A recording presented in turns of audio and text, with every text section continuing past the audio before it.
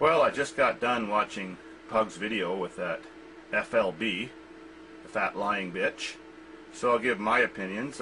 Pretty much most of what he says is kind of true. I disagree with a couple things very strongly and have proof and have evidence to show. Well, the first thing you'll notice about this video is about Mary. Once you get into the video for a while, you know the 4 videos Pug just made. Look how she is. It's just the way she was with me.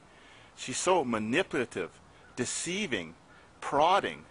She had a mission on her mind.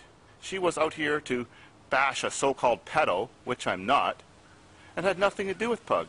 She just wanted someone else to say something bad, and when he didn't want to say something bad, well, she squeezed and twisted him, like emotionally, tried to make him feel guilty. Oh, that it was his mission. He had to do it. He had to tell the world. He had to save the world. What? Oh my God, I just can't comprehend how this woman even has a job. How many places could she have been fired from before for using those kind of journalistic tactics? Convicted pedophile is a phrase coined by the haters.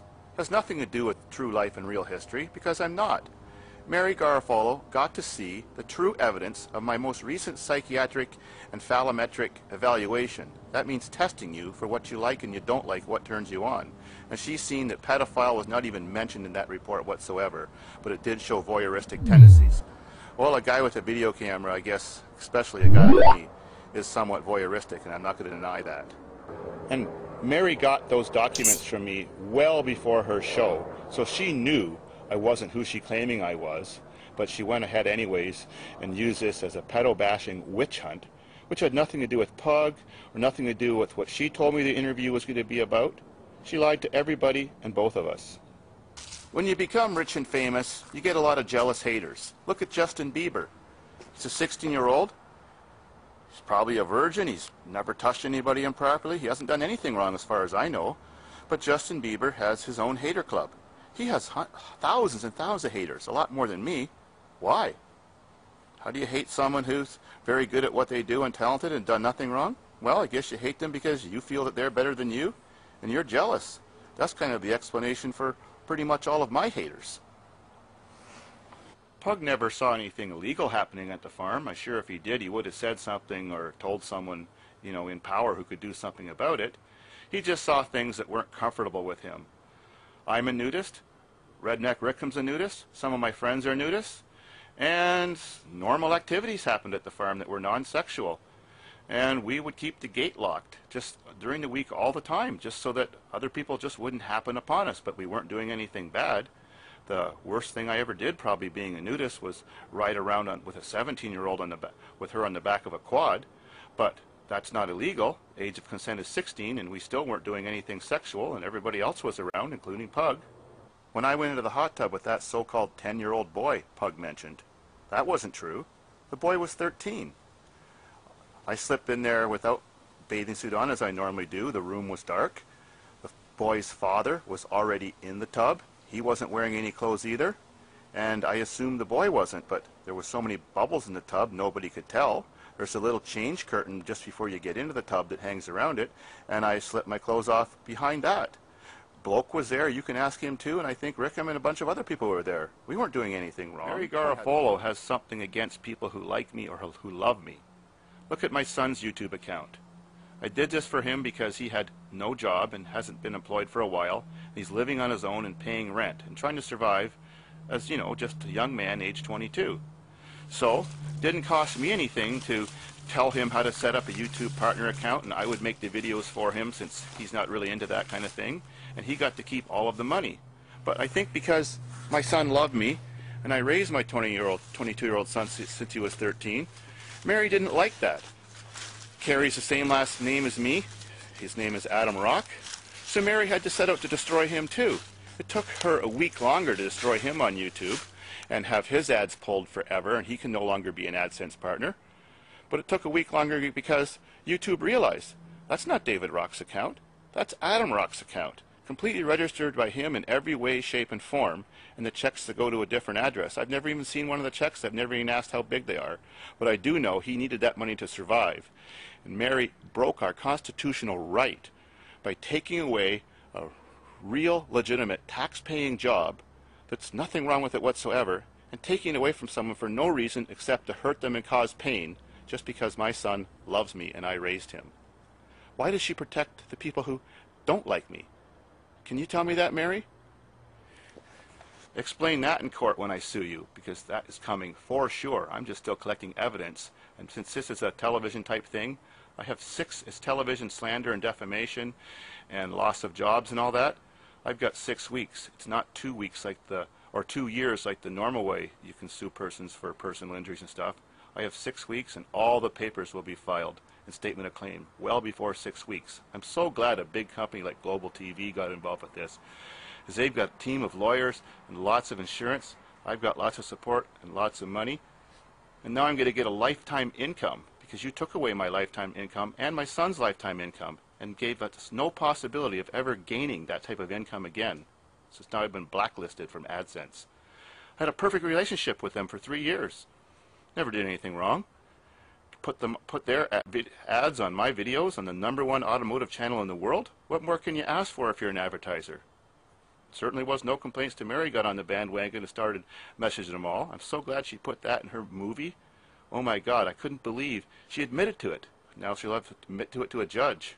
I guess the one big issue I have with Pug's videos, which I just watched, is that I did give him all the money for the cars, minus the money it cost to remove his motorhome scrap weight. Well, the frame didn't turn out to be worth that much, but nobody would give him any money for the motorhome at a scrapyard. No scrapyard would take the motorhome for free. They knew there was several tons of wooden and mixed body material on it, and that would have to be paid to be taken to a dump and scrapped. The little bit of metal the frame and engine had was so little value that it wasn't worth as much as the scrap metal would cost to get rid of, so nobody would take it. So it was left on my property. I was forced by the bylaw office to get rid of it because they called it domestic waste or a derelict vehicle, whatever. So I took every one of Pug's vehicles to the scrapyard because he was incapacitated. His friends wouldn't help him. I didn't think I could help him at first, but because I was desperate to get all the cars out by the deadline, I had to borrow my friend's truck and trailer. So in the rain and the snow, yeah, it was pretty crappy weather back then, I loaded them all by myself, took the wheels off, took the gas tanks off so he would get maximum value for them at the scrapyard, chained them down to the flatbed trailer, and towed them out to the scrapyard and got the money for each one, kept the receipts and checks for each one, photocopied everything, and I charged them $10 gas for each trip because that's all it cost me, $10 gas. I never charged them a penny for myself. So it turned out after me and Rick got his body of that motorhome all loaded into the garbage bin that we had to rent, or I had to rent, it turned out that it cost $420 to have the thing brought there, picked up and dumped, and the dumping charges. Well, that's not too bad. That was several tons of material, and I didn't charge him for any labor of loading the trailer and scrapping his motorhome either. I just charged him the $420, which I gave him the receipt for. So Pug failed to mention that I did go to his house after he recovered and was walking around about 2 or 3 months later when all the cars were scrapped.